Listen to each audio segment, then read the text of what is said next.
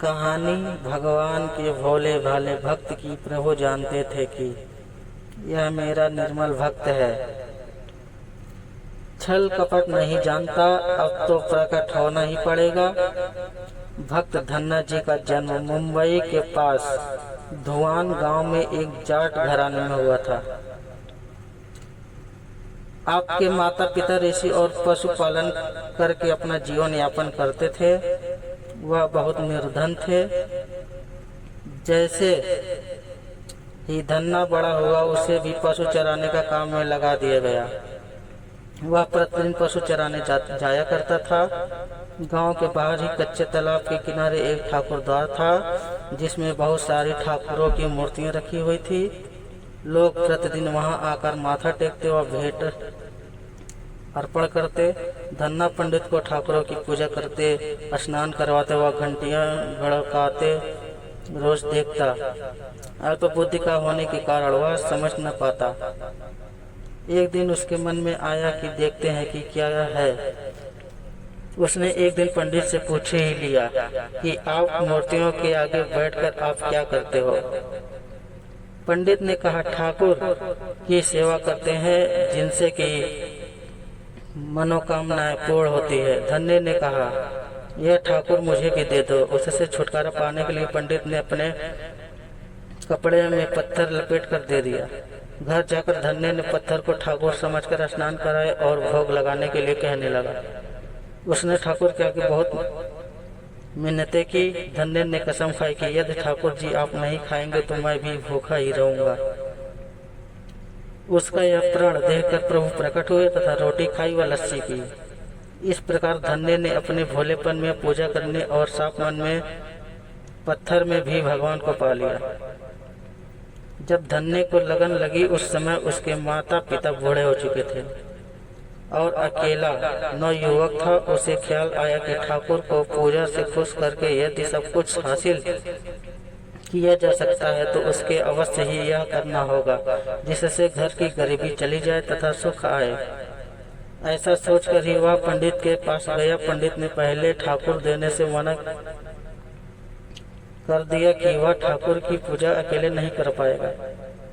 दूसरा, तुम अनपढ़ हो। तीसरा, ठाकुर जी मंदिर के बिना कहीं नहीं रहते और न ही प्रसन्न होते, इसलिए तुम जिद मत करो और खेतों की संभाल करो। ब्राह्मण का धर्म है पूजा पाठ करना, जाट का कार्य है अनाज पैदा करना। परंतु धन्ना टस से मस्त न हुआ। अपनी पिटाई के डर से पंडित ने जो शालिग्राम मंदिर में फालतू पड़ा था उठाकर धन्य को दे दिया और पूजा पाठ की विधि बता दी। पूरी रात धन्य को नींद न आई। वह पूरी रात सोचता रहा कि ठाकुर को कैसे प्रसन्न करेगा और उनसे क्या मांगेगा। सुबह उठकर अपने नहाने के बाद ठाकुर को स्नान कराया। भक्ति भाव से बैठकर लस्सी रिड़की व रोटी पकाई।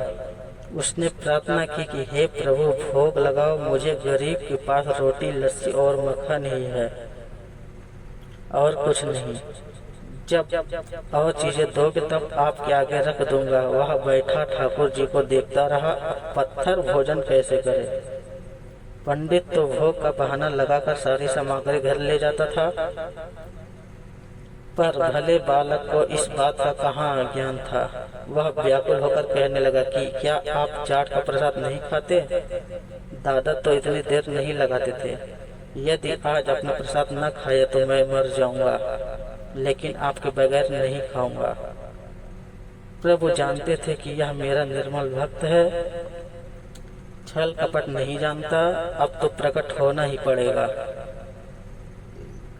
1 घंटा और बीतने के बाद धन्ना क्या देखता है कि श्री कृष्ण रूप में भगवान जी रोटी माखन के साथ खा रहे हैं और लस्सी पी रहे हैं।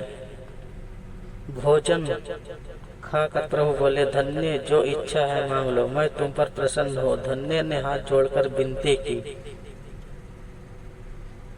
जो तुम्हारी भक्ति करते हैं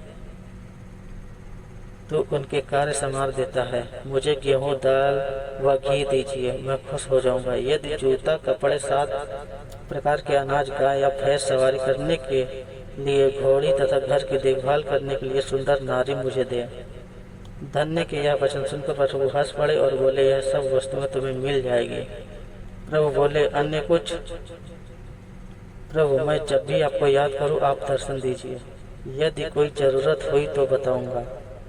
तथास्तु, भगवान ने उत्तर दिया, हे प्रभु धन्ना, आज से आपका आजीवन सेवक हूँ, वह आपके अलावा किसी अन्य का नाम नहीं लूंगा। धन्ना खुशी से दीवाना हो गया, उसकी आंखें बंद हो गई। जब आंखें खोली तो प्रभु वहाँ नहीं थे। वह पत्थर का साला ग्राम वहाँ पड़ा था। उसने बर्तन में बचा हुआ प्रसाद खाया, जिससे उसे 3 लोकों का ज्ञान हो गया। प्रभु के दर्शनों के कुछ दिन पश्चात धन्य के घर सारी खुशियाँ आ गई। एक अच्छे अमीर घर में उसका विवाह हो गया।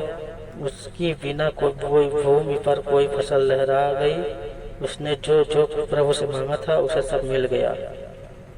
किसी ने धन्य को कहा, चाहे प्रभु तुम पर प्रसन्न है, तुम्हें फिर भी गुरु धारण करना चाहिए।